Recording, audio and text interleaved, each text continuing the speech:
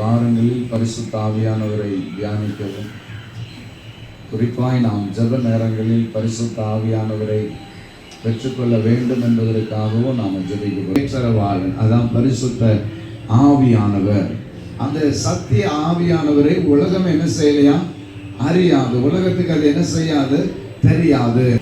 இந்த வேறொரு தேற்றரவாளன் உங்களுக்கு தருவாரு. நான் உங்களை அனாதைகளா என்ன செய்ய மாட்டேன், விட்டுற மாட்டேன். அதான் உங்களை திக்கற்றவர்களா விடைய, அப்படின்னா உங்களை ஆதரவற்றவர்களா அனாதைகளை என்ன செஞ்சிட மாட்டேன், விட்டுற மாட்டேன். எப்போ நம்ம சாட்சியா மாற முடியும் அப்படின்னா, ஆவியானவர் நம்ம மேல வந்தா மட்டும்தான் நம்ம சாட்சியா என்ன செய்ய முடியும், வாழ முடியும். அவர்கள் காத்திருக்கிறது அப்படின்னா என்னதுன்னா, ஜபத்துல தரித்திருக்கிறது.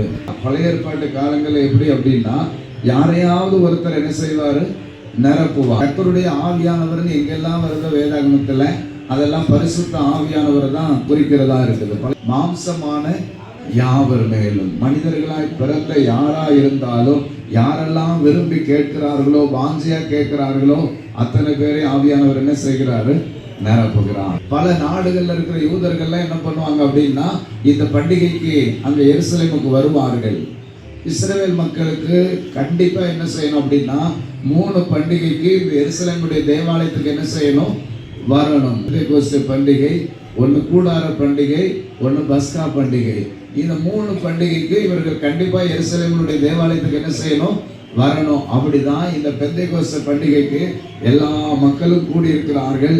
ஆவியானவர் அவர்களை நிரப்பின போது 4 வசனத்துல வாசிக்கிறோம், வெவ்வேறு பாஷைகளை பேச தொடங்கினார்கள். இப்ப 16 மொழி பேசுறவங்க அங்க என்ன செஞ்சிருக்கிறாங்க, கூடியிருக்கிறாங்க. ஆனா இவ்வளவு பேருக்கும் இயேசுவினுடைய அன்பு என்ன செய்யணும், போகணும். யாரெல்லாம் நாம அவரை நோக்கி கேட்கிறோமோ உடனுக்குடனே என்ன செய்வாரு, நிரப்புவார். என்ன நிரப்புங்க. நீங்க ஜெபம் ஊர என்னவா தான் இருக்கணும், எனக்கு பரிசுத்த ஆவியானவர் வேணும். ஒருவேளை ஆவியானவர் நிரப்பி இருந்தாருன்னா, ஒரு இதுக்கு அடுத்த லெவலுக்கு பலத்துக்கு மேல பலனை நான் என்ன செய்யணும், அடையணும். புது பலனை நான் என்ன செய்யணும், அடையணும். ஆவியானவர் நம்மை நிரப்புவதற்கு நல்லவராக இருக்கிறார். தொடர்ந்து இந்த ஆவியானவரை குறித்து நாம பார்ப்போம். ஆவியானவர் நம்மை ஆசீர்வதிப்பார்.